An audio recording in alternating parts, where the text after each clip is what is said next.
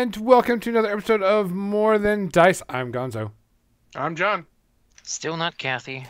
Welcome to episode 226.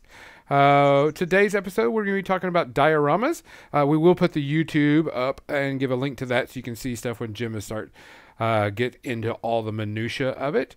He's going to be working on a diorama base with, who's the model we're working with? So we got Radagast for sure, and I also want to do an Aowen if we got time. Okay. But before we do that, don't forget we are doing a Turbo Dork giveaway. You have to be listening right now. So go in there and put in your raffle tickets if you want. Other than that, we will be doing a grab bag giveaway again soon, where we'll raffle off a chance to have Gonzo reach down into his sack and pull out something interesting. Ah, wow. Great. Before we get too much further, Flint did redeem a Hail Hydrate, so cheers. Oh, cheers. I didn't see that.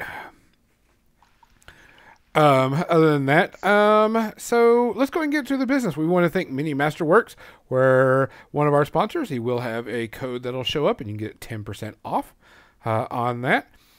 Make sure you go check him out. He has the awesome paint shaker. We want to thank Muse on Minis, where they also give us a 10% discount for anybody that uses our code. They do have some quite a new interesting stuff coming out, and they will be at Warfare Weekend to get all your cool things. We want to thank Turbo Dork, which will be giving away all the cool stuff from them tonight, a $50 gift certificate, and they will be at Warfare Weekend also. We want to thank Midnight Heroes. They have a discount code to their chibi and their paint sets. They can get 10% off if you use our code. And they'll also be at, you guessed it, Warfare Weekend. Parabellum War Games. If you want to play Conquest, want to learn about it, make sure you go check them out and check out the 10% discount you get from buying with our code. They make some really good miniatures, and the game is actually really fun. Plus a really great bunch of people. Did I miss anybody? I don't think so. I don't think so. I think we're good. So, other than that, folks, we appreciate you coming in and listening and watching and joining us, all this type of stuff. We want to make sure that you take care of yourself. Make sure you're hydrating. It's really hot outside.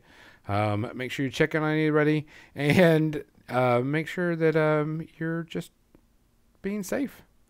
We have quite a few shout outs this week. John, it is all yours. Go right ahead. Well, Legion just mentioned Pat Carroll, who had not come across my desk, and I'm not necessarily familiar with, but she's been in a ton of stuff. I guess most people our age would know her as the voice of Ursula in The Little Mermaid. Oh, okay, yeah. Yeah, she died yesterday, unfortunately. She actually didn't have a huge filmography, but she was much more a veteran of TV. So, and then to grab the rest of my list, Paul Sorvino, who's been in a ton of movies. He's a great character actor. Also very well known for him sort of melting when his daughter got the Oscar and dedicated it to him. David Warner, veteran bad guy of Time Bandits and Tron and a ton of other things. Tron was what really, I was like, man, it was just the kind of that kick in the pants. Yeah, I mean, he's always a great bad guy. He actually got a couple roles where he was a good guy too. He was, or at least a non-bad guy in TMNT 2, The Secret of the Ooze. He was a scientist. He still delivered a good role. Felt earnest. He didn't feel menacing when he was supposed to not be menacing. So he was a great character actor. Bernard Cribbins, who is probably one of the most unsung companions for Doctor Who. He didn't start that way. He started off as the grandfather of one of the companions, but then he got his own shot, and he was fucking great. I mean, so he just passed, and then Nichelle Nichols, the original Uhura from Star Trek, passed just yesterday or today. I think yesterday. That was yesterday. She is obviously groundbreaking.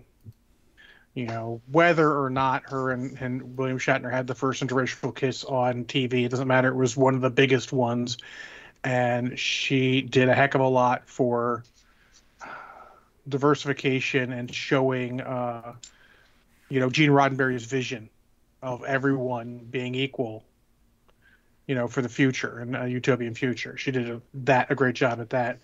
And then Bill Russell, 11-time NBA champion, is passed as well. I mean, we don't talk much of sports balls, but he's one of the all-time greats. Probably a generation before any of us started even potentially caring about basketball, but one of the all-time greats. So it was a heck of a month. Yeah. Not in a good way. Because, in our chat groups and everything, we always, send things to each other and make jokes and everything. And this week it was like, so-and-so passed away, so-and-so passed away, so-and-so. I was like, damn, celebrity deaths usually come in 3s, but not 9s. Yeah. Well, it was 6. Oh, was it 6? Okay. I was It just was 6. throwing a number out. So I was just like, dang, it was a rough week. Yeah. Guys, we appreciate it. Like I said, we appreciate y'all listening. Please make sure you take care of yourself, take care of others. There's going to be super important coming in the coming months with everything going on, and especially we've got people going to different conventions pretty soon. Gen Con is like this week, so just make sure you take care of yourself. Watch out for each other. Have a good time. Just stay safe. We want to see you back here. So here's to y'all. Cheers.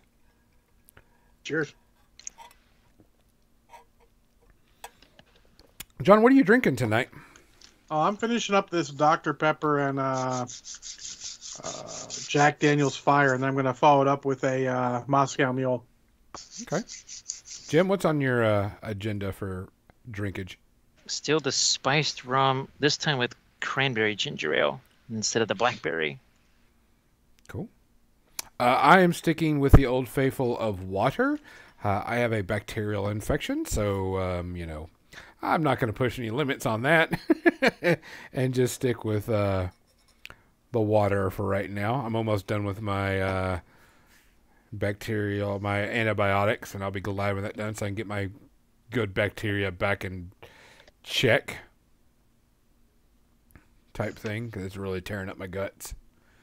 So guys, we're going to be talking about dioramas. I've never done a diorama. I do have a model that I want to do that I'm going to put into the P3 painting competition at Adepticon next year. So I'm going to be interested in this. So it's going to be interesting. But this is particularly how to do a diorama with you still wanting to play with the model that you have too. Let me go and switch over the paint cam real quick. That way Jim can show off his cool picture. Oh, your flag is green, isn't it? Oh, no. It just kind of looks weird. Oh, there it goes. Okay. Something weird. So Jim's showing off the diorama. I think you showed this off not too long ago, too, didn't you? Yeah, this is the prototypical diorama, right? With a figure that's stuck there, integrated fully into the base terrain piece, whatever you want to call it. But you really can't game with this. Be sort of difficult. I mean, you could, maybe, but that would be difficult. We have something else here. Now, this is actually a tutorial series that I did. This is the mirror pool for Galadriel. Now, it's still kind of a stationary type of thing because, well, there's your mirror pool, and here's your Celeborn over there. So what they were going to be was just simply pinned so that I could stick them on here when I wanted to have the diorama. Or I would have some kind of a base like this where it would be pinned and then they could just be stuck on the base for a game. So this is sort of a hybrid between the first one I showed you and the one that's coming up now, which is the thing that we are going to be working on here. Let's bring this out like so. So here's a little bit of a Radagast figure. Obviously, all the Lord of the Rings stuff, with the exception of, say, Cav and large monsters, they go on these dinky little 25 mil bases. Normally, that's kind of a, can't really do much with the basing there. But this one came with some woodland stuff on the base already. And I thought, well, let's make a little bit of a diorama for them using a combination of things. We got some 3D printed bits here from Make It Epic Basing. These are their not juniper trees. These are their cypress trees. Yeah, I think those are their cypress trees. We've got some of their juniper trees here, and we've got some smaller branches here. We also have some stuff from Pelennor, like these little birdies. Check it out, little birdies there. We've got mushrooms, all kinds of good stuff. And that's normally things that I would use to make just a regular base. Say like this one. Obviously, you could still play with this, but what we're going to do is take some of this extra little bit of scenery, and we're going to put that on the diorama base. And all I've really used here so far to attach a lot of these things, just a drill, putting a little pin in there so that I could put this in at my leisure. We've got, this is some Daz air dry clay. Now, I wish I had my gray ones because you could see a little bit easier on camera. But all I do is I just take a mold from Woodland Scenics like this one right here, and I just shove the Daz air dry clay into that. Normally, this is something model railroaders would use plaster for, but that's heavy, that's pricey, and Daz air dry clay is great because it's really easy to break and carve and do some extra things with. I've done a ton of basing with this stuff, and now I've started to use it for dioramas, like actually this one also has some of that Daz air dry clay in it. Again, that's I did a bunch of tutorials showing some of that. Now, it's just a cheap old wooden plaque right here. Let me get one of these out. I did sand the edges a little bit. This is about the cheapest way to get a plinth. You can buy really expensive plinths. I know Green Stuff World has a ton of them. There's also a bunch of 3D printable plinths out there. Sometimes mechanical things like this. I mean, Gonzo, you know, you go to print that and sometimes it could sag in one end or the other, or if it's hollow, now it's not really all that strong. Oh, yeah. So I've thought about printing those. I just haven't had a chance to print out those things. The wooden plaques, so darn cheap and very durable. This is my go-to for making dioramas. Now you can see what I'm trying to do here. You see that we got this little bit of a gap that's brewing right here. That is so that we can get his base down in here, but still have some kind of terrain or something around that. And you can also see how we've tried to make this composition here. So we have one taller tree.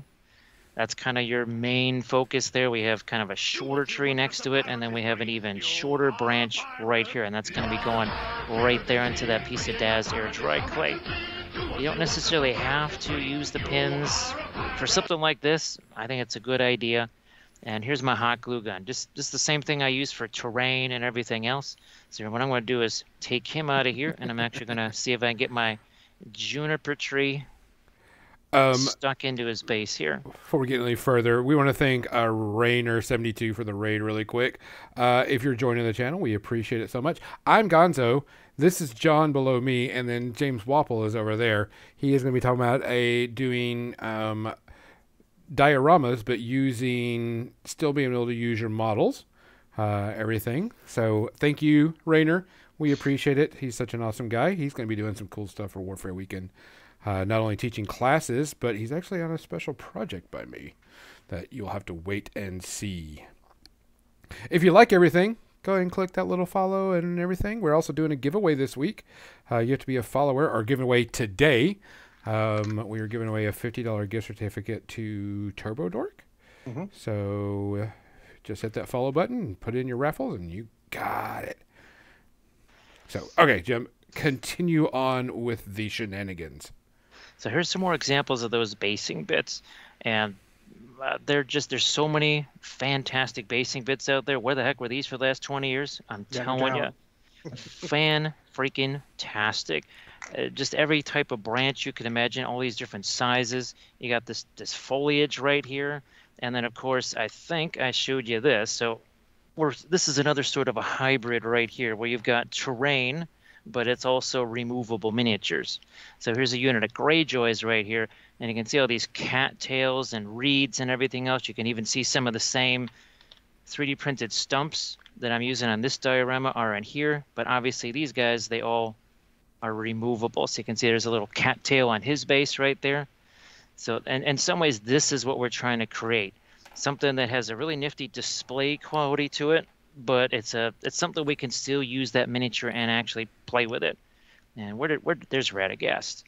So obviously Radagast has the bird poop on his head. That's why I thought maybe we could sort of incorporate some of these little birdies right here. And this is from Pelennor. The Pelennor basing bits, they're all free.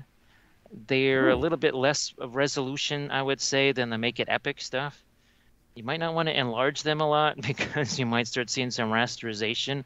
They're also a little bit of a pain here as far as see these long sprues like this. Oh yeah.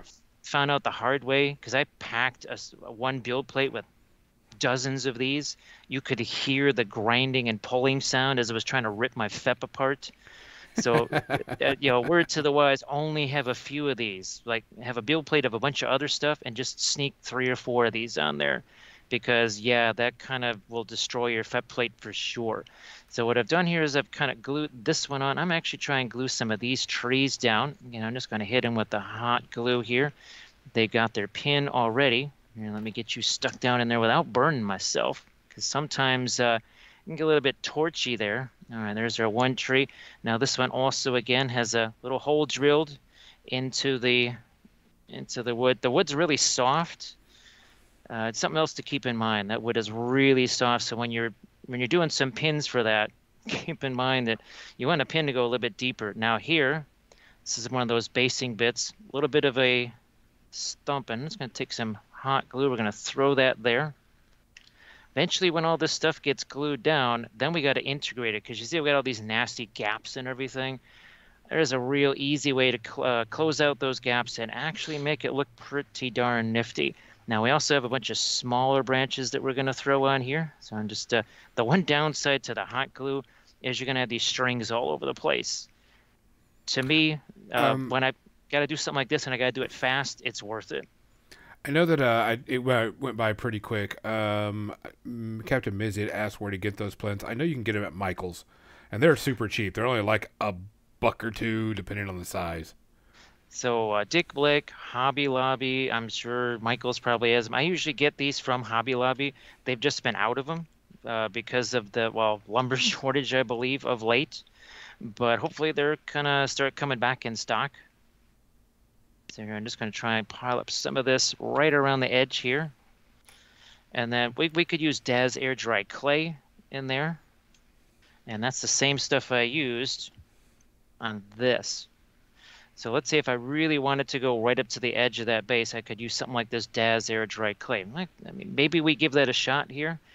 We might even give that a shot. Who knows? So again, this is for a Song of Ice and Fire unit where I actually carried the desert text. Let's see, was this number 2? That one goes right over here. So you can see how the texture just is integrated right into the movement tray, and all the other miniatures are exactly the same way. So all 4 miniatures and the tray combine into what looks like a continuous bit of sand dunes. Here it's a little bit trickier, right? Because we have more of a confined space, and we don't have a whole bunch of miniatures to hide that. So we're going to have to try and hide the fact that, there's this crazy stupid edge. One thing I found out the hard way back in 2004, that was our year of dioramas. I would have the stuff come so close to the base. See how it's a beveled edge here? It would be trapped in there. I'd be like, oh, that's not coming out of there. Which means you're going to be left with a line. You will have a little bit of a circle around that. You could cover it with vegetation. Grass tufts, flower tufts, whatever. And then there's things like this tall foliage right here from Green Stuff World. So maybe that's a way you could hide that gap. What is it the British say? Mind the gap. That's one way you could do it, is with some grass tufts or flower tufts or some of that kind of stuff. What I'm going to do here is make sure I don't glue him in, because, that's very possible. And I've also got another little bit right over here. And that was going to go, which way are you supposed to point? I think you're supposed to be pointing this way. So here's one that I'm just going to drill a quick little hole so that people can see what it looks like. Little pin vise here. I suggest that when you find a drill bit and some paper clips that match in size, buy lots of each, because you will break those drill bits and you will run out of paper clips. So I suggest you get as many as you can of those 2 things. Now, one way to stop your drill bit from being broken is to have these cheap old rubber blocks. You can get these on Amazon somewhere between $5 to $7. You can see all these slice marks on here and drill marks. That's from me doing this. That's from me doing that. That's from me slicing away with this razor saw, which I was just doing earlier to cut up some of this cork. So this could be your hand, right? Or it could just be the rubber block. I think everybody would choose that this would not be their hand that X-Acto was sticking out of. So I see all the time on Facebook, somebody has basically sliced off a finger or half a finger or something like that. That is one way to make that not happen. Another way to help your pin vise drill bits is to get some lubrication for them. This stuff's available most places we get hobby supplies, and it'll help when you're drilling into anything. It's a harder material. Now, being well lubed is always a good choice for sure. So what we're going to do is get this other branch right down Gotta in make sure here. you're moist and lubed up well. Yes, sirree, baby. Yeah, let's see if we can just use the hot glue for that. Get you stuck in there. And then we could even, support it with something like this here. We'll just chuck a little bit more of this. Boom, right there. Again, you're going to end up with a bunch of these little strings and that sort of stuff, but when you got to do it fast like this, it's fine. When I have enough time, I'll just use more super glue, whatever. Okay, here, let's get some, well, speaking of which, let's get some super glue on this one right here. This is actually what's interesting. I didn't realize this, but the cheapmost super glue also comes in a gel form like this, which actually it's sort of handy. There's the fancy gel glue that I try to save for miniatures, and then there's this cheapmo stuff that I try to just save for things like terrain, dioramas, whatever. Now I also have a whole bunch of this. This is just mulch right here. I'll move you over to the side and we'll just pour out some of this stuff right here. And what this can do is kind of integrate a few areas, like over here. But instead of the hot glue, where'd you go? I'm going to use something like this. Now, I love this stuff. It's great, but it's A, pricey, and B, it can be really hard to find because Vallejo only makes miniature stuff 3 months out of the year. The other 9 months out of the year, they're making car paint and house paint or whatever the heck else they do. It can be really hard to find this, and this can be about $13, $14 for this little container. You can take spackle, a nice strong wood glue, and even something like sand, and basically make the same thing. Is it going to have a color to it? Doesn't matter because I just paint over this stuff anyway, so don't care. But if you're looking to substitute for this, I've already done a couple of videos on that. I know from my classes at Adepticon, we had to make, 36 containers of that for 2 basing classes because, yeah, we weren't going to be able to find or afford 36 containers of that. Got ourselves a junky little craft brush here, and we're going to start taking some of this. Nice big old blob of it here. Hopefully we can see this. And now we start to integrate our big old blobs of DAS air dry clay with everything else. So now that tree is kind of planted in some soil right here. And we could just go with this, or we could still, say we find some pieces like this that might actually work in there, throw those in. Something like so. And then if we really wanted to, we could take some of our favorite hummus right here. This is from Luke's APS. Look at this. It's non-GMO. It's also gluten-free. So this is super healthy. Don't recommend you eating it, but if you choose to, it's not GMO. Now we're going to take some of our rocks Is it here. like eating gravel? It's a bit like eating gravel, but it's good for the roughage, right? Here, we're going to throw some of this. Not so much, actually. There you go. So once that is primed, you're going to have yourself a really, really nifty texture. And it's going to look a little something like this right here. So let's get... And also, you can use everything, every single technique you're showing, you can use on a normal base. It doesn't have to be a diorama base. Any base, you can use all these same techniques to make your base pop. Which, guess what? We pretty much did the same thing right here on all of these elks. Here's another one right here. So that's just bulletin board cork with some, again, some of the 3D printed basing bits, the same ones we're actually using on here.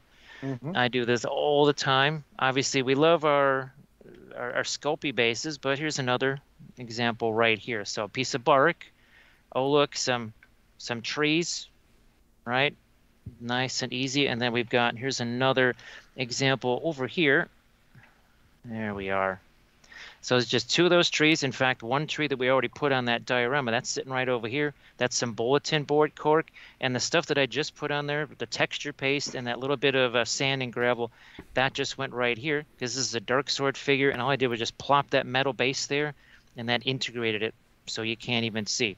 This is another tutorial that I did where it shows the painting and even the basing. All right, here we got to start to integrate some more stuff here.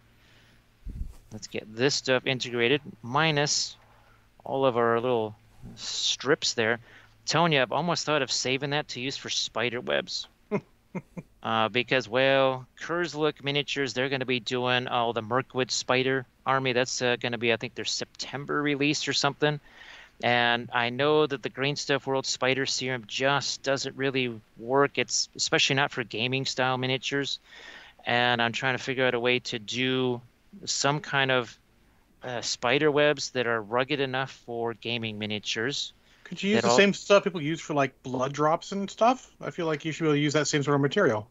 If you can make it thin enough and just have enough of it out there. I know some people, they'll take, it's like hairspray and super glue or some kind of crazy combo like that, where they sort of shoot the hairspray through something else and it basically turns it into strands. Okay. That's something I'm just going to have to Google, and I'm sure there'll be several YouTube tutorials on that. Yeah. Now here, so that trunk that was looking really weird and isolated, guess what? Now it's totally incorporated into the base. Look, there's even a little bit of static grass in there. We'll just blow some of that away. Now we have to figure out what kind of stuff are we going to put in here. I'm just going to keep it simple maybe and pile some of this in here. So that edge disappears now. That little gap right there, that's all gone. Yep. I could just leave it as this texture. I could put other types of rock and gravel in there, whatever, but now you don't see any gap there anymore. That's totally gone.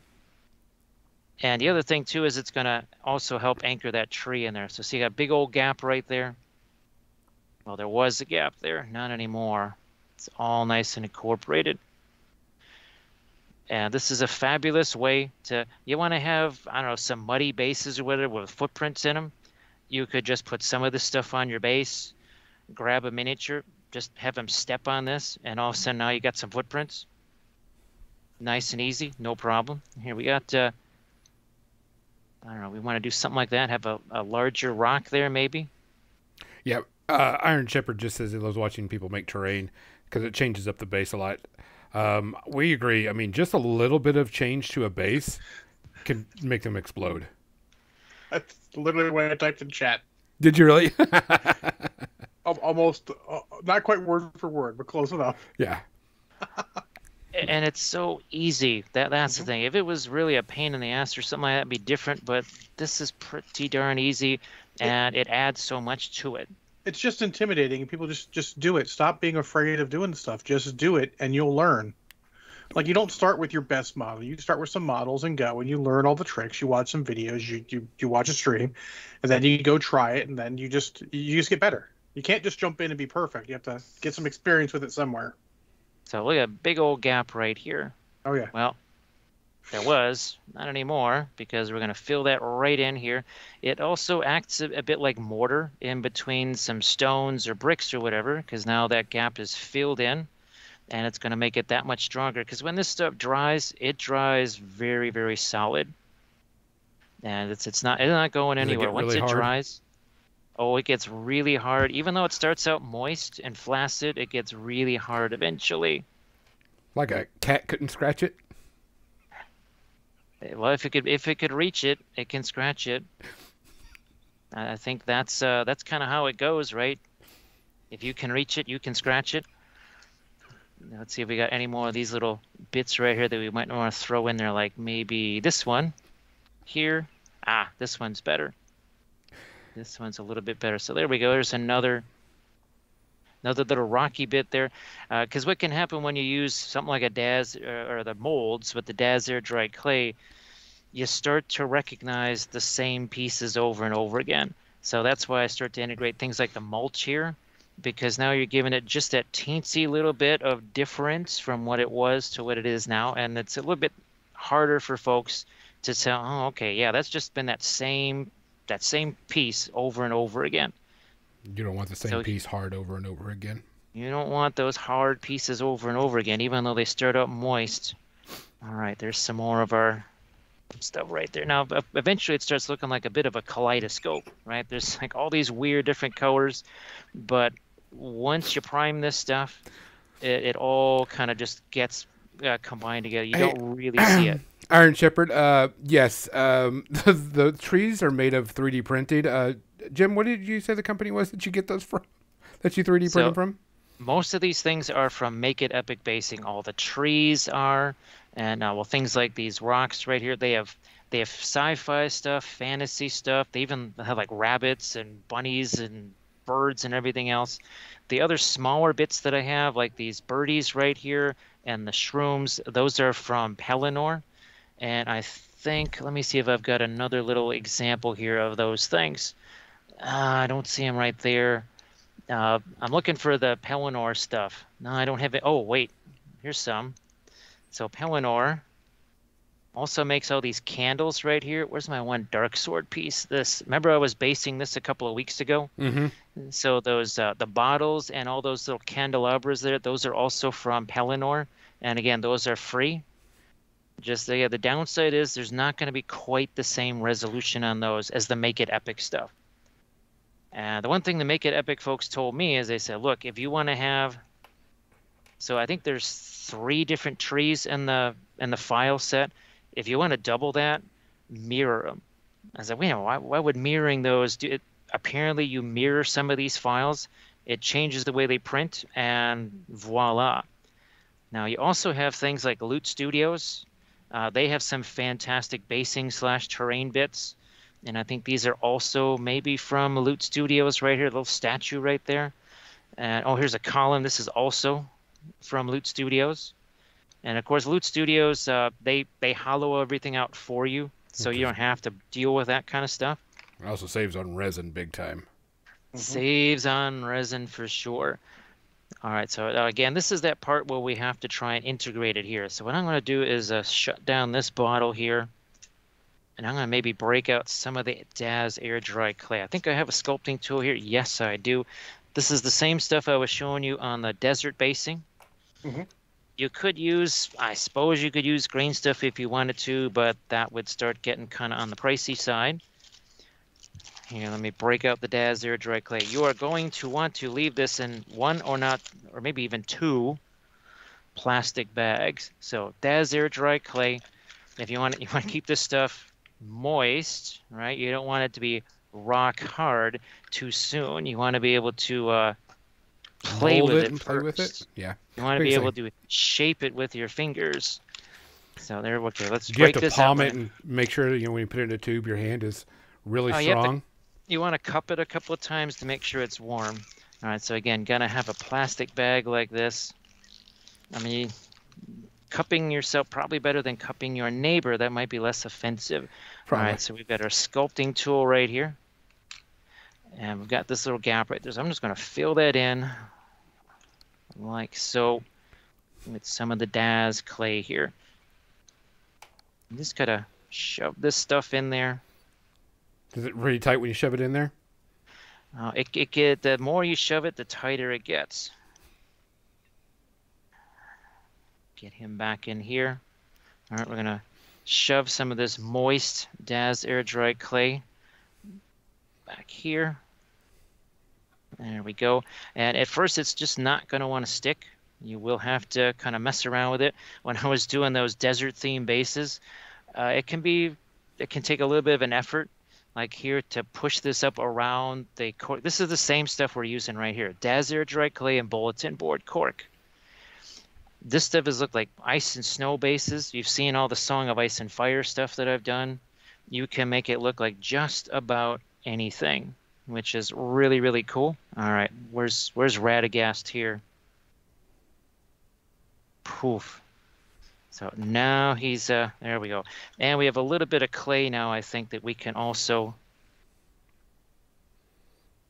a little bit more out Always here. consent, Queez. We always consent. I mean, Oh, Jim yeah, always looks at yeah. his miniature and says, "I'm going to make you wet," and the model's like, "Yes, you will. I'm going to make this tight," and it's done with Gonna that. be as they say, good and tight. Okay, let's push this over this way, and we're gonna cut this out here. Get rid of that. Get rid of this. So there's a nice little house for Radagast right there. Poor John. John's abandoned us. He's fled in terror. He couldn't handle the truth. John's just not used to hard things and supple stuff. As I did it just as soon as you put your headphones on purpose. I love you, John.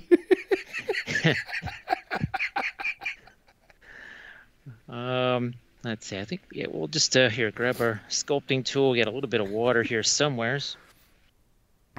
Just a bit. I suggest you go. drink more, John. Well, we'll have him drinking a lot by the end of this. That's for sure. Take the sculpting tool, get this more integrated.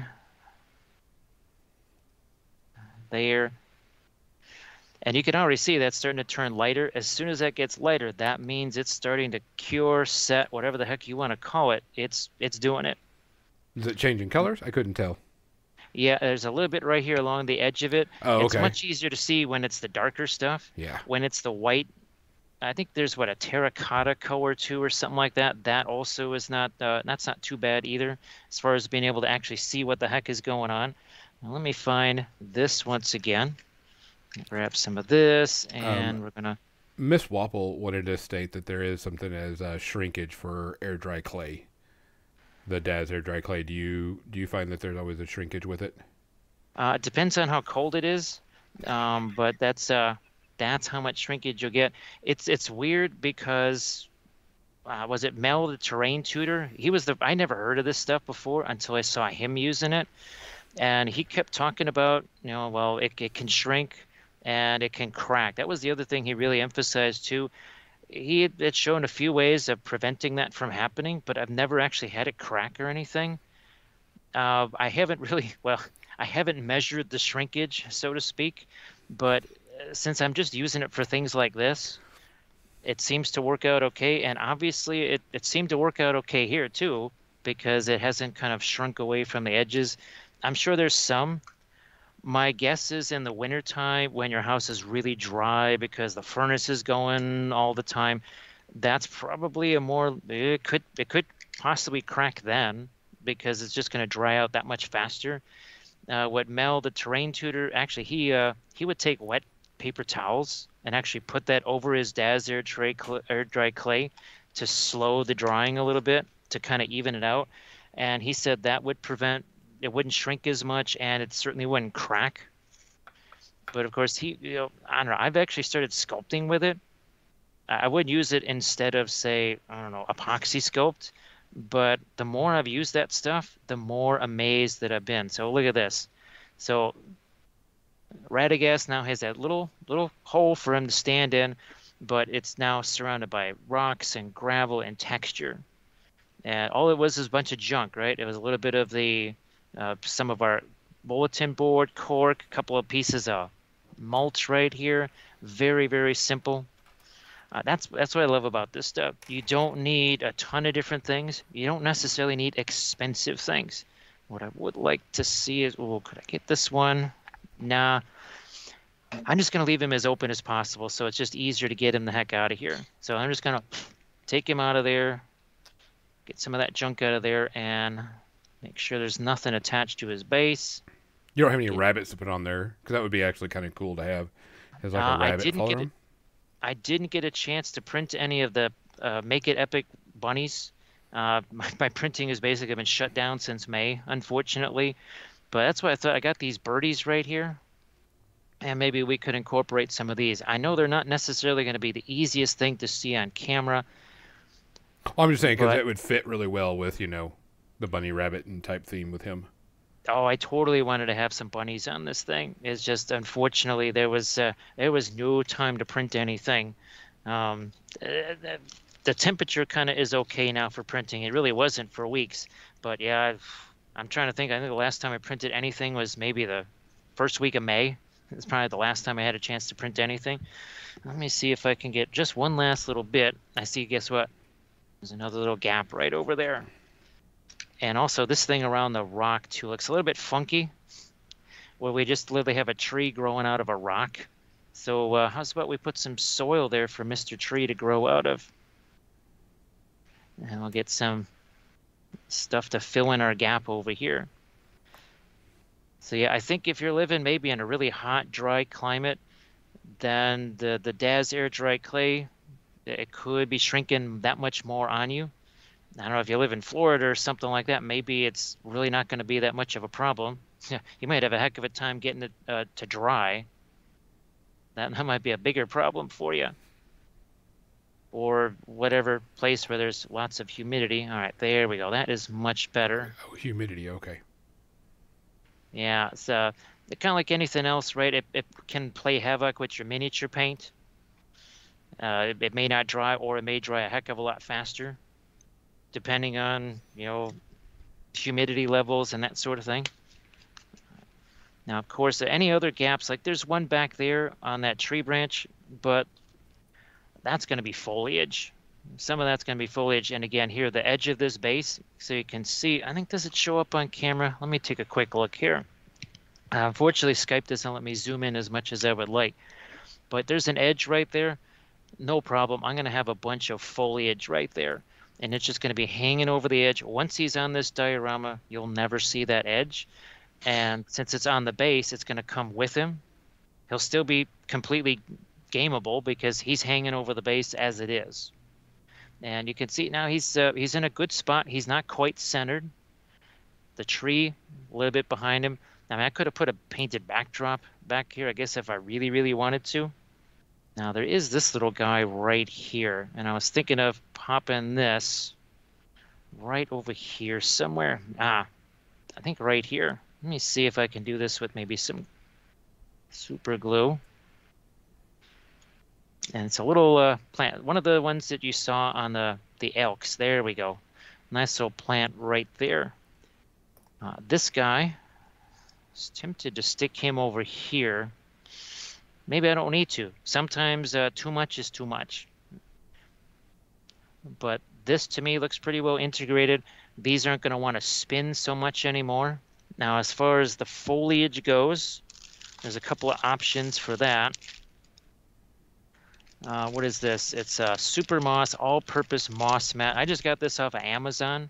I use this for jungle foliage as well. So potentially something like this could look like a fir tree. There's also Woodland Scenics fine foliage. Now that stuff's going to be pricier. A package of that's going to be about 20 bucks on Amazon-ish, something like that. But it's really, really amazing stuff. Now there are some mushrooms here. I'm also looking to, it's 7:45. I don't know if you need to get to your media section or not. Nope. 8 o'clock. Okay. Oh, 8 o'clock. Okay. So here's now these are from Pellinor. Twerk it, Kathy. Twerk it. Oh, that's, you can't see, but I've been doing that like for the last half hour. That's why we don't have a face cam, so to speak. Here, I'm gonna get rid of some of the extra junk here. So I got a couple little small plants, and again we got some shrooms right here. I'm just gonna see if I can't drop these mushrooms right here. Now they're gonna be tough to see, but just put some right there. Now let me see if I've got this guy here. Yep. So see these little shrooms right here on this base? Those are also from Pellinor, and I've got a couple of these type of deal, and they're really fun. I didn't resize them at all. I pretty much just left them at the size that they had them. So again, some little shrooms around here. Something fun. I think we'll put, oh look, see, there's already shrooms around that tree stump. So I think we could incorporate some shrooms right over here. Another little batch. The printer was a Sonic Mini 4K, and we're using the Soraya Smoky Black resin. It's the simple. What I like about this is that you don't need the 90% alcohol to clean it. You can just use the regular 70% that you got in your house, and that and Wait. water is enough. Wait, you don't have Everclear in your house? I don't clean that shit. Yeah, I remember that getting that 99% was at one point almost impossible to get. That was another reason why I started using this stuff, because it was just like, well, how the heck can I get this other stuff? But it's weird. I mean, unrelated thing. I was looking at prices on Amazon and all this other stuff.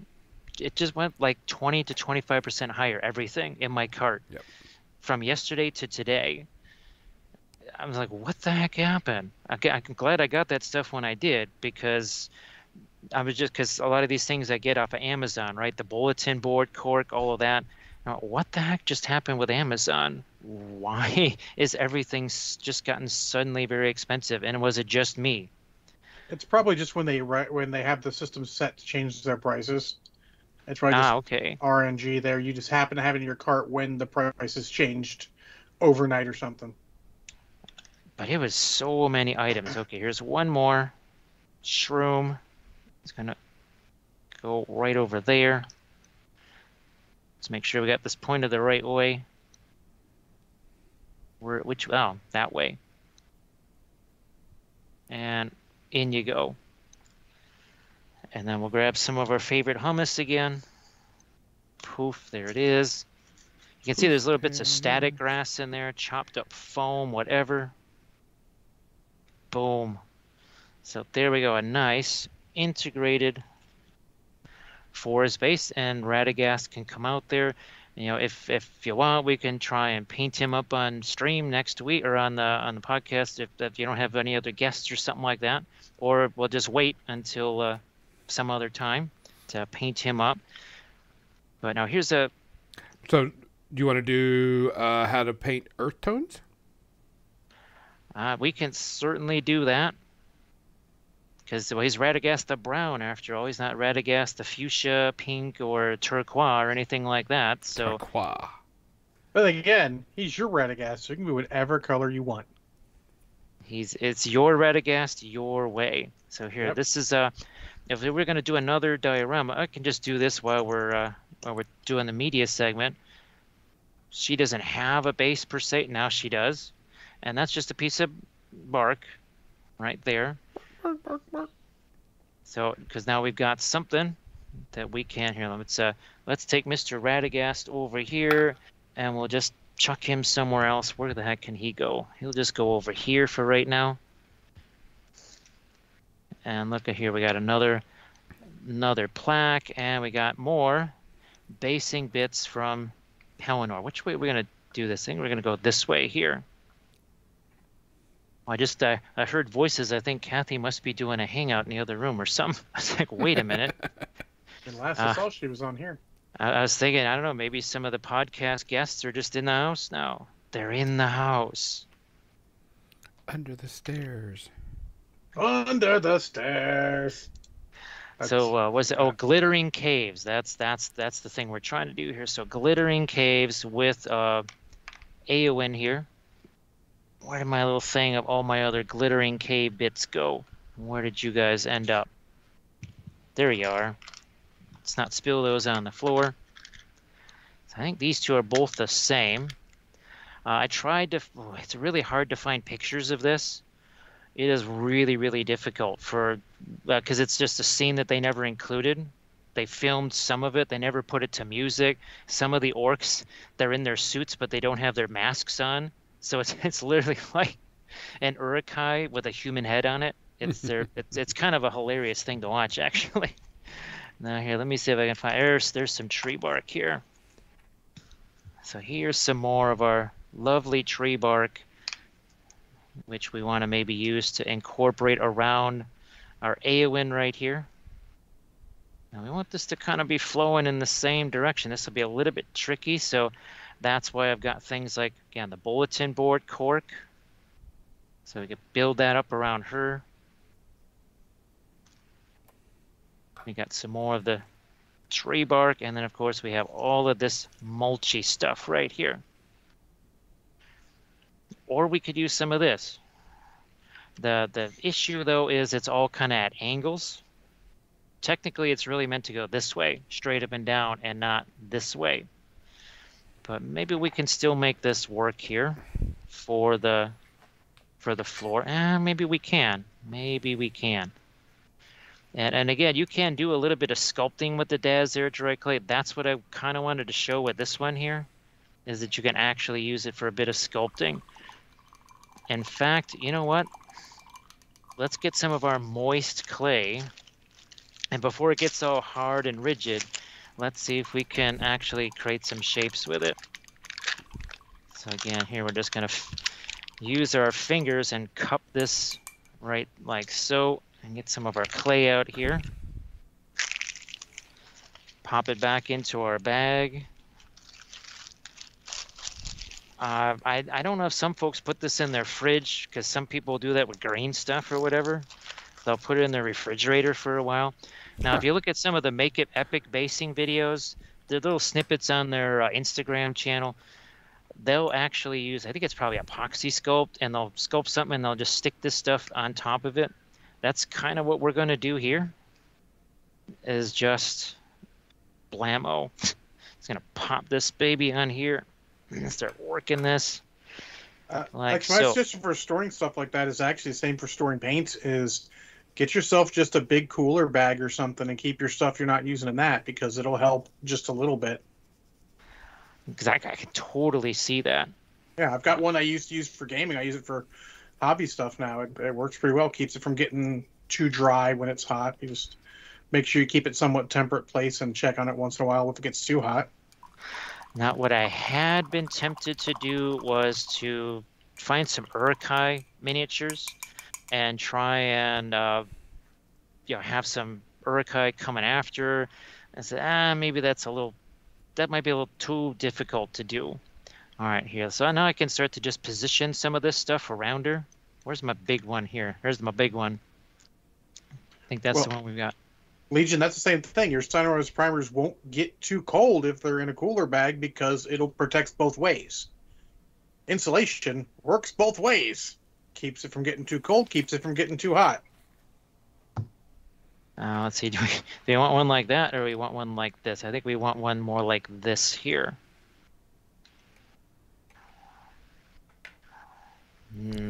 There we go. That's better. That's more like it. That's the ticket. And now I got a whole bunch of these little guys here. We can just start to integrate these all around. Maybe like that. I don't know. I'm going to start getting me some glue on these guys so that we can make sure they don't fall around all over the place here. So a little glue there. Little glue on this guy. So I knew this one wasn't going to take quite as much of an effort as that forest one, where we just had stuff all over the place. Okay, let's pull this down. So you can see how I've done that. Look at this. Okay, we pull her away. I might just leave it like that, because stick her in there, she's literally just not going anywhere. So that's going to be pretty much locked in place. Now this, no, that's too similar to what we had.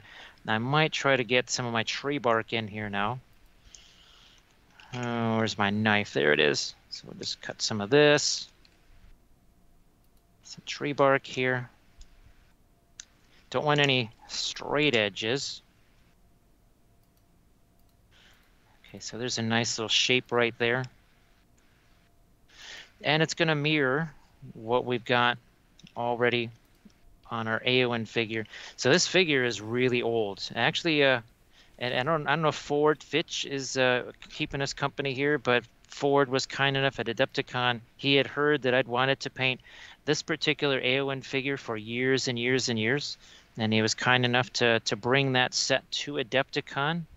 So thank you so much, Ford, for supplying that. Oh heck, I've got that model in my box of good D&D figures. Ah, it's well, it's let's see, it's part of the set. Also has Haldir and Hmm. Legolas, Yep. and it's got gambling in it too. I don't think it, it doesn't have alerts. That's one of the things that I still don't have is alerts. Obviously, I've got basically some 3D printed ones. I think printing goes over on basically did a schmerz, as we call him. All right, now I think that the glue might just hold enough there. All right, somewhere here I've got this, and somewhere I had some water. There it is. Here, I'm just gonna pour some water in this, like Pour so. some water over me. Oh, doesn't work. No, not really. And now I'm going to start to do just a little bit of sculpting here. Hopefully this shows up on camera. Yeah, you can see it. So here, say I'm just gonna make another little layer out of this. And we'll just make layer after layer and sort of mimic what the texture is on those 3D printed bits. I'll check another box. Jim, I might have Lurch hanging about. He's a good D&D model.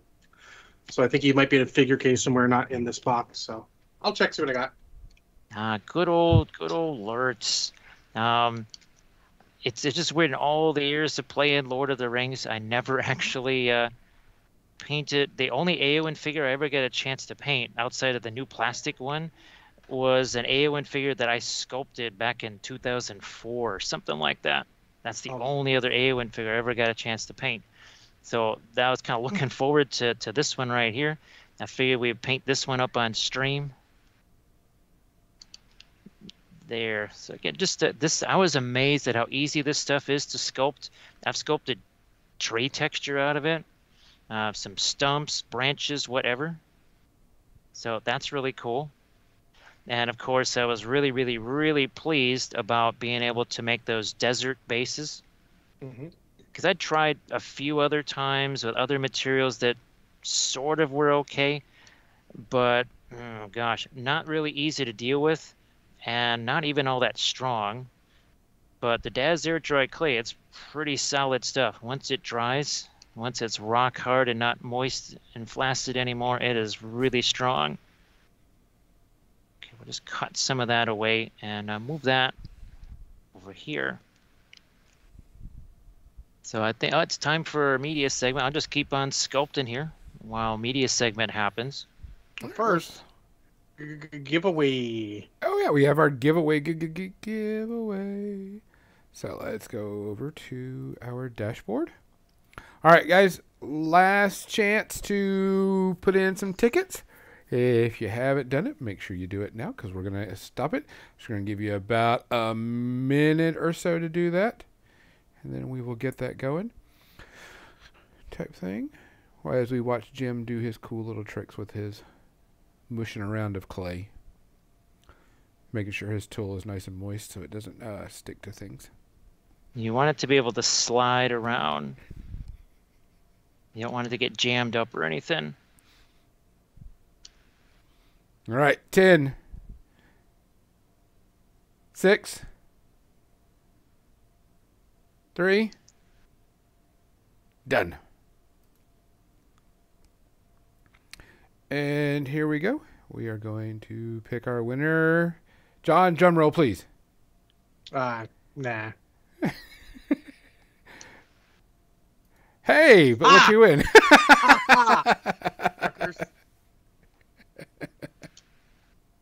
I'll tell you what, everyone in chat, guess my favorite battle mech from Battletech.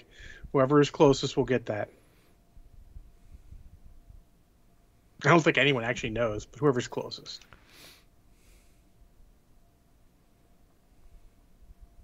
I mean, in general, not necessarily Mech Warrior Online, in case Legion's trying to be silly.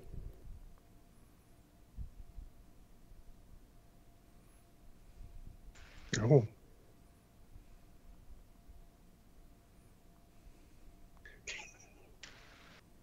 That's not actually a battle. So, funny is, it's not actually a battle mech, but it is one of the vehicles I very much liked.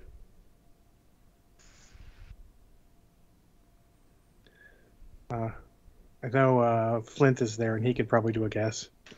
Please serve you the kid. Oh, the kid fox. Fuck. The Uller? God damn. Well, Flint, you definitely win for furthest from, but no, unless anyone else has a guess. What are we Did guessing anyone on? else enter? My favorite battle mech. Irby. That is what Bowie guessed. Then I'm going to guess Warhammer. That is what Legion guessed. Oh.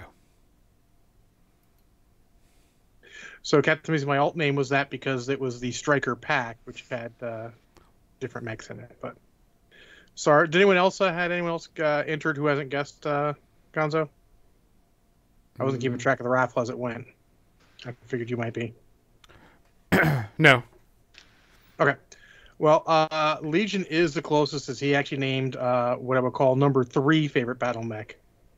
Which was it? Which was the Warhammer. Yeah. That's my favorite mech. Number 2 is the Marauder. And number 1 is actually the Battle Master. So there you go. Wolverine, though, Sarge. Wolverine is is in the top 10. But the Shadowhawk beats it out for that side study just because I am a fan of the Dougram armor, as you can tell by this guy. So there you go. Legion gets it. Legion, send me an email address or send me a message, and I will get you that code for you. Funny is I was only putting it in just to test and make sure everything worked. Because Flint was having such a problem. Yeah, I think it only allows you to put in so many times. Gotcha. Is what it was. It's got to be something built into the system because I didn't build it in. Yeah, so. So Legionnaires, get a hold of me and I will get you the gift certificate. It's just a code, and you get a $50 gift certificate to Turbo Dork. Next week, I will reach into my sack and pull out a goodie for y'all to have, and you can play with whatever I give you. All right, let's go into the media section. Finishing up his base. Before we start on that, I do want to note that there was some gaming news I had mentioned. Oh, okay. Go ahead. Apparently, Catalyst Games Labs decided not to keep their number 1 BattleTech writer on. Oh, yeah, you mentioned this. Yeah, and now there's a lot of background, but let's just say what we think. The most credible idea is not actually his political beliefs, which are his own, and he's very vocal on them, which, is what it is. But he had actually announced a Kickstarter that looked to be basically a directly competing new IP that he was making. So that is probably much more likely why, because there's a lot of misinformation going around. He's spreading misinformation. I just want to make sure it's clear as into what we think the cause is. We'll never know the real cause because they're not going to share that. It's not their place. They don't want to hurt him in getting new contracts or anything. It's not how they want to go. So, but that seems the most likely. But do not mourn this guy. He basically fucked around and found out. He'll be okay. BattleTech will be okay. It's all good. It's all good. It's all good. And he is not, to be my opinion, not the podcast opinion, he is not the kind of person you want repping your game anyways.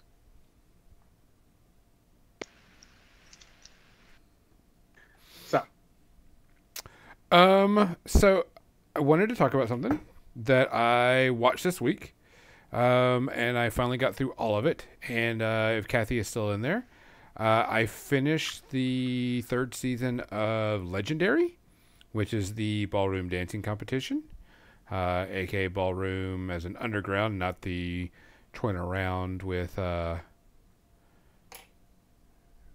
the best way to your standard what you would think of ballroom dancing. And it was really good. It was a lot of fun, a lot of cool things. There was a whole new set of houses. It wasn't the same houses as last year, so it was a whole new set of people, which was cool because, you don't want to have stagnant stuff. But it was really good. There's a lot of cool dancing, a lot of cool props. And oh my gosh, the props and the set pieces were amazing this year. The dancing was really good. There was a lot of drama on it and a lot of shade being thrown around, but it was really, really good. You really can't give it's a reality competition, so I mean, you really can't give in my opinion, I don't know if you want to say a rating because it's. You give a rating. How amusing was it? Yeah, it was a lot of fun. I was 0 pretty much if you want to do that, but I mean, there's like yeah. But I mean, we wouldn't say it was like but I mean, like this production value was really good.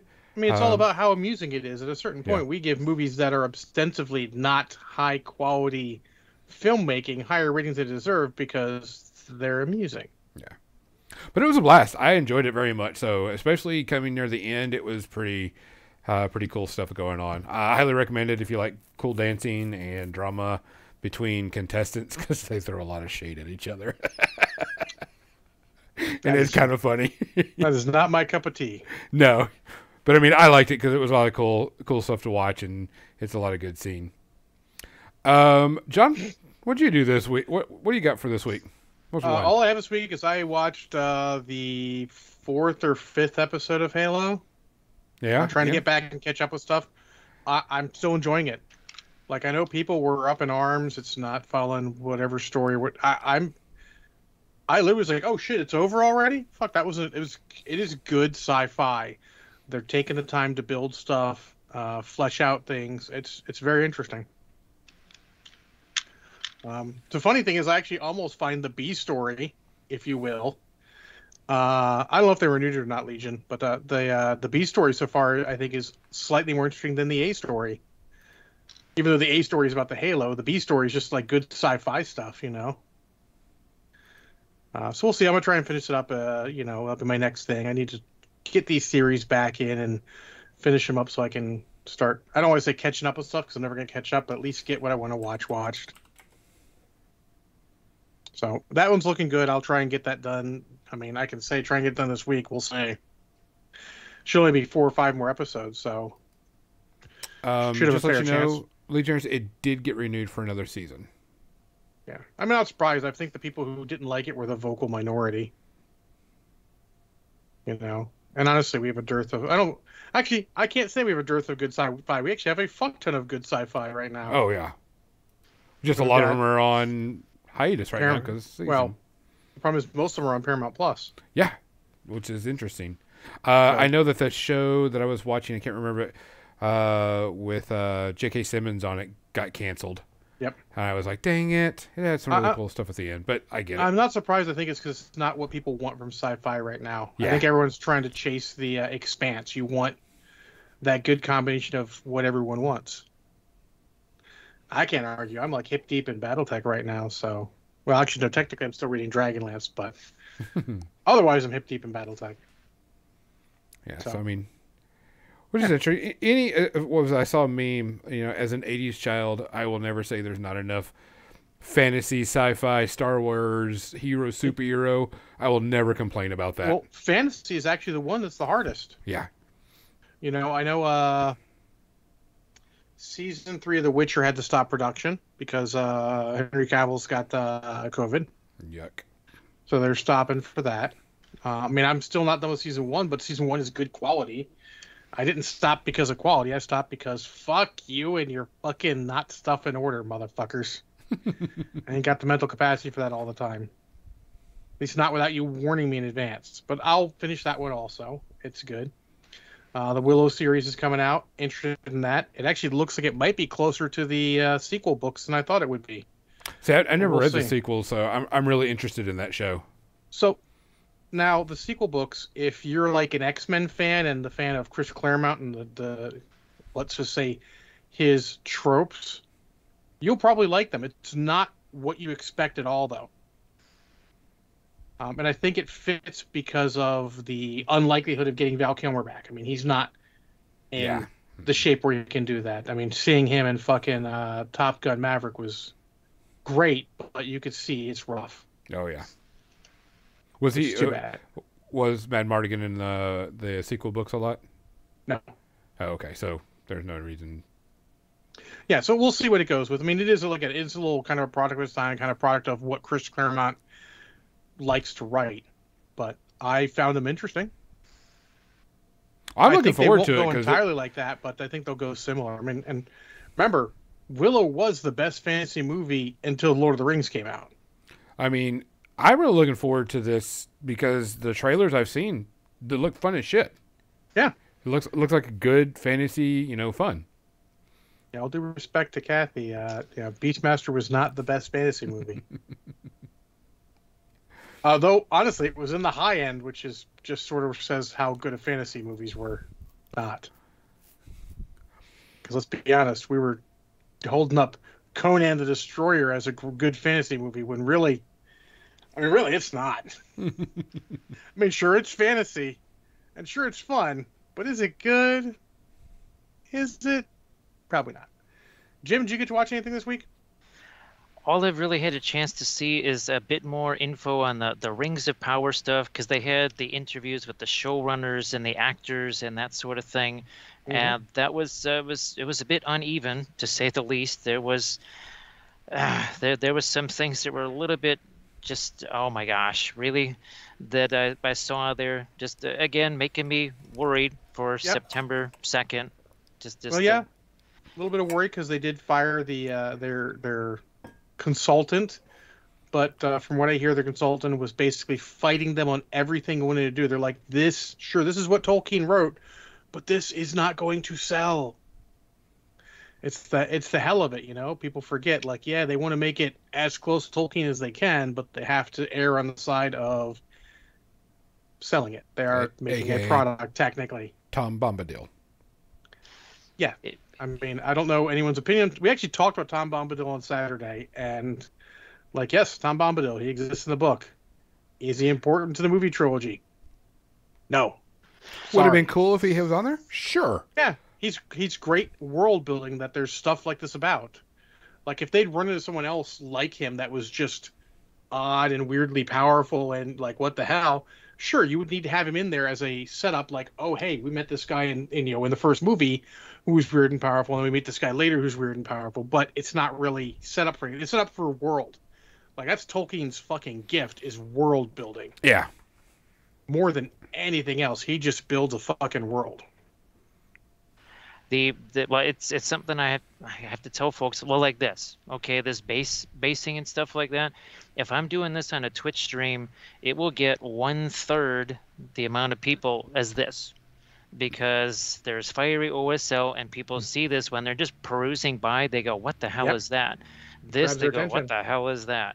So, and I've seen it over and over again. I love doing this. This to me is way different. I've done this 1,000 times a day. I've never done this before. You are literally seeing something I have never done in 22 years of doing miniatures right here. This has never been done before, because I've never had these kind of bits before. This combining of the tree bark and the mulch and the desert clay. Never did this before. I've done this 4 times this week. Once in 22 years, once in the last 5 minutes. But this is what's going to get the eyeballs, because eyeballs like flamey things. And it's kind of a bummer, because I would love to do more stuff like this, but it also doesn't bring in the eyeballs, sadly. So what you're telling me is this is stuff like that you like to make is why clickbait exists. When I first started to really understand what thumbnails were on YouTube videos, and then I started to notice that everybody's thumbnail was them making some kind of weird face with some kind of weird title, and then you go to watch the video, and there is less than 1/10 of 1% in the video of what their stupid thumbnail says it is. Yep. And that's irritating, to say the least. I don't click on clickbait anymore. I'm just like, nope, that's clickbait. I don't care. Don't show me this anymore, and I move on. If you have a cool title, like if you said, underground, caves base for playable AoE, I'd be like, oh, that is interesting to me. I will take a look. But I'm weird on that. I don't just get drawn visually. I also get drawn by the description. But I'm a wily YouTube veteran by now. That was it's been a little bit disappointing over the course of the last years to realize that people are just literally doing these stupid titles and stuff that have nothing to do with what the video is about. But especially let Gonzo talk about his media stuff. Well, let's be honest. I don't know if you read comic books back in the day, but that was every comic book ever. How many comic books you get where the covers does something and then you're like, This doesn't even happen in this comic book. Nothing close to this happens in the comic book. It is like comic books were the original master of the clickbait style bait and switch opening. Like more power to them. Back then they had to, but it's amusing. It's amusing to think about now. Yeah, Gonzo, what else did you watch? I really didn't get a lot to watch this week. I was really busy. That's a rarity. Yeah, I know. It's one being sick, and so I've been going to bed really early. But I did watch the newest season of Forged in Fire, which is always a fun series to watch. I've always been fascinated with blacksmithing stuff anyway. It's always a cool little, I would never do it myself just because there's a lot of startup and a lot to do it. But I always like watching it and seeing it and like learning more than anything because they do a lot of history stuff on there too about, weapons, which is really cool. Yeah. Which I think is great because it's not just let's make random sword 101. It goes no, you're going to make a sword that was used in this African tribe, and they talk about the African tribe, and so I thought it was that's always really fun to me, expanding knowledge and expanding everything I know about different stuff. But I mean, it's always neat to watch to see people take shit materials and make something cool out of it. Because they always give them really hard stuff to make weapons with. But I mean, I like the series. They did have a new host this season, which I didn't care too much for. But I ignored that and played more on what was happening and what was going on. And it's always neat to see them take those weapons and just beat the ever living fuck out of them and see if they'll break.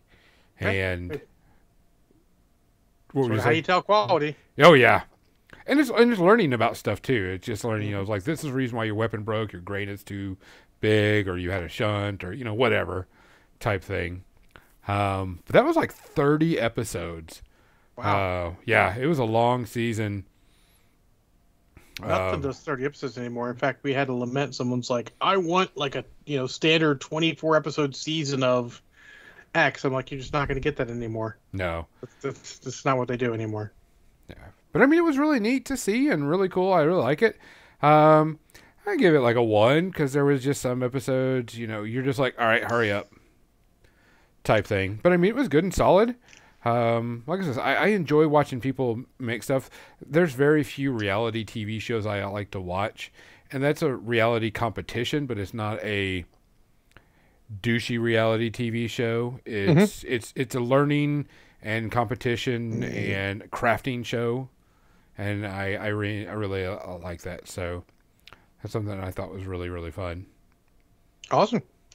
I did finish the first book of Dragonlance Chronicles. Still enjoy it all this years later. And I'm reading the Annotated Chronicles, which I've read before, but I love reading the little tips and stuff.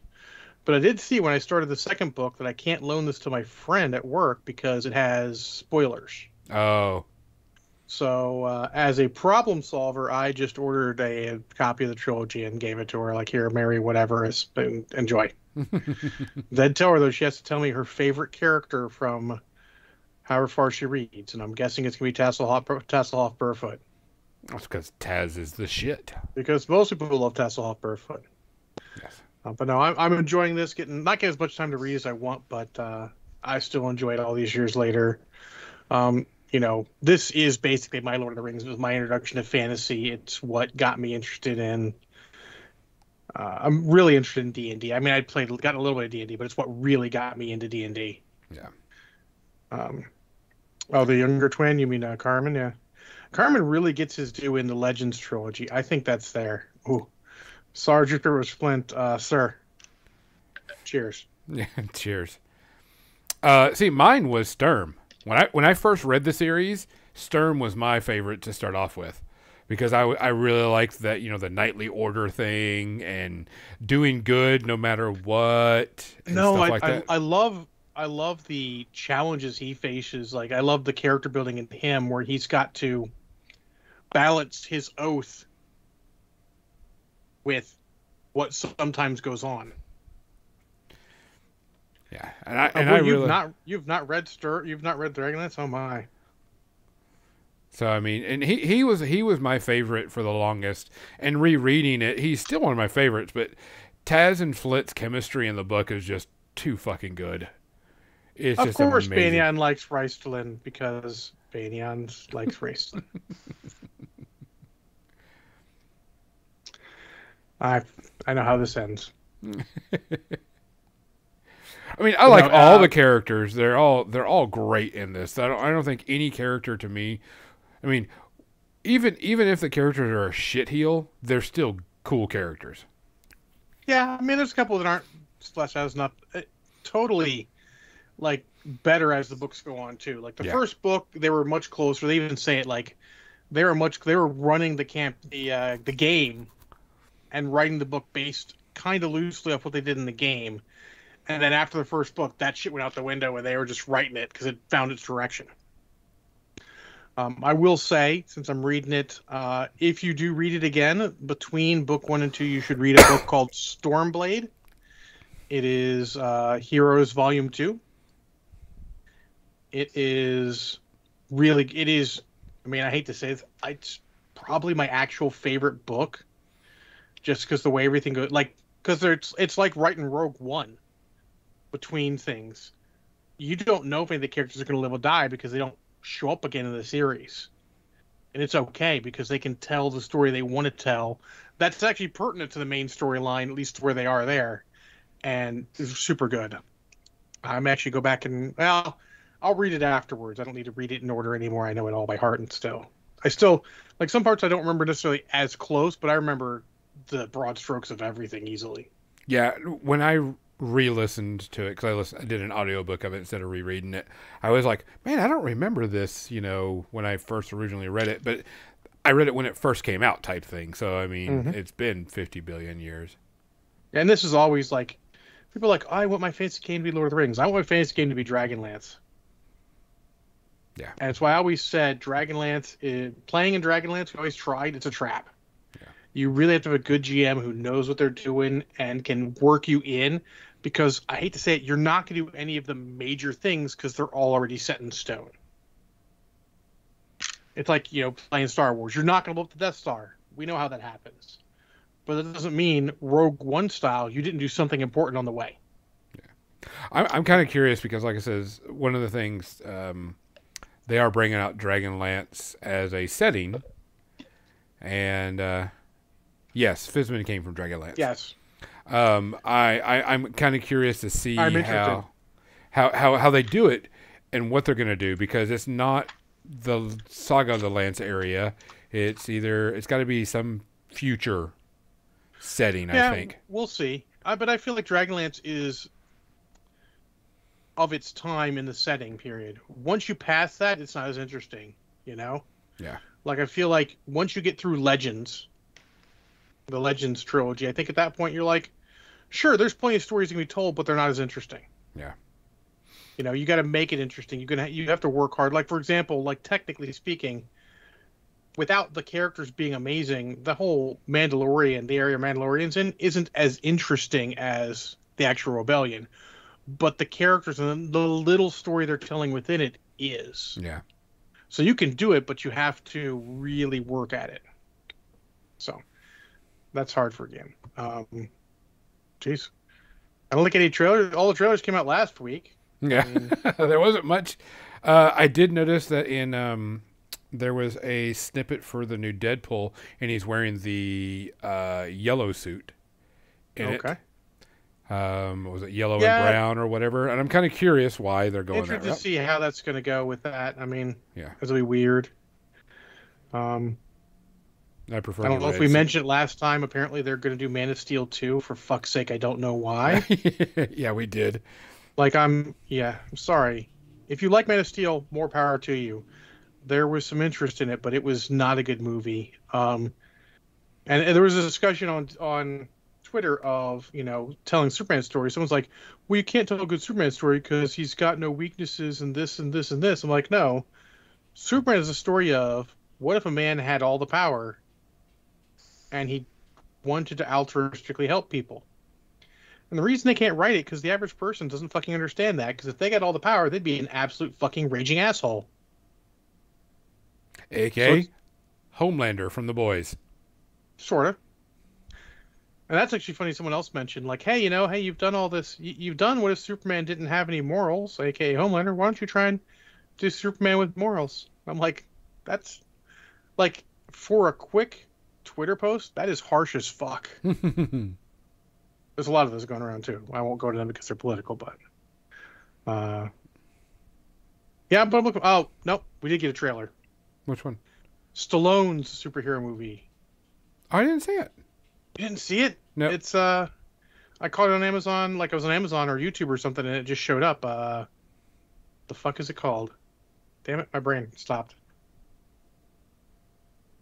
Samaritan, something like that. No, Samaritan, yeah, it's coming out this year. It looks interesting. I think Baney and I watched it. I'm like, I am interested in seeing this. It feels a little like Unbreakable, but less M. Night Shyamalan, which is weird because that's like his second best movie. Yeah. So I would say it's got better rewatchability than his first movie, but his best movie. But anyways, but no, it looks interesting as heck. I'll take a look at it. I didn't see it. You'll have to link it to me. That way I can check it out. You can find it. It's everywhere. Is it? It's not on our channel, so it's not everywhere. I mean, it's everywhere. You just didn't see it. Stop living in a fucking cave, man. Yeah, I did know. I did. I've been so busy. Then good gosh. I've been so busy with some stuff for getting everything Oh. from Warfare Weekend done to painting stuff and printing absolutely. stuff. I got it saved. So Thank you, there you sir. go. I think small media sections, but I'm actually looking to try and get the time. I want to do a triple feature. I want to watch the original Clash of the Titans, the remake, and then the sequel to the remake. So I don't remember hating the remake. I mean, it's not the original because it's CGI, not Ray Harryhausen. I mean, let's be honest. But I don't remember it being bad. I remember it being short and a little, like it was a little short. But I didn't remember it being bad. So I want to rewatch that. Then I want to watch the sequel. But I want to start off with the original because I love the original.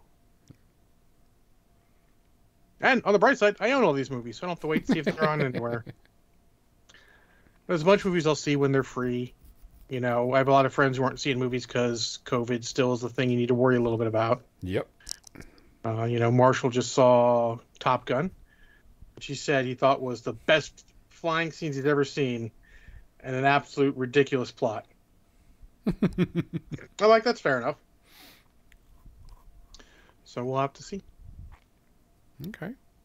That's pretty much it, guys. We appreciate everybody coming out and listening and watching. John, do you have anybody on your list over there that we should be rating? The only thing I have is Monster Den Minis. No. Oh, yeah, No, it's I like mean, a lot of people everyone after who's on right now are MechWarrior Online only guys, and I'm not really sure this is the crowd for that. Yeah, it's okay. Guys, we'll send you over to Monster Den Minis. Make sure you go over there and say hi to him and give a like and a share and all that stuff and make sure it's all copacetic. But again, as always, thank you for listening. Thank you for watching. Thank you for coming out. Of course, thanks, Jim, for bringing and showing all of his cool talents.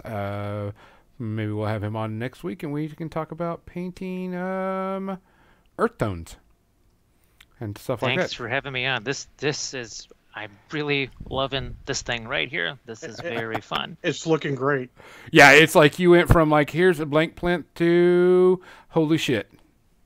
Yeah, type thing. in a media section. Yeah, type thing. So, guys, for More Than Dice, I'm Gonzo. I'm John. Someday I'll be Kathy. It's going to take a lot of surgery.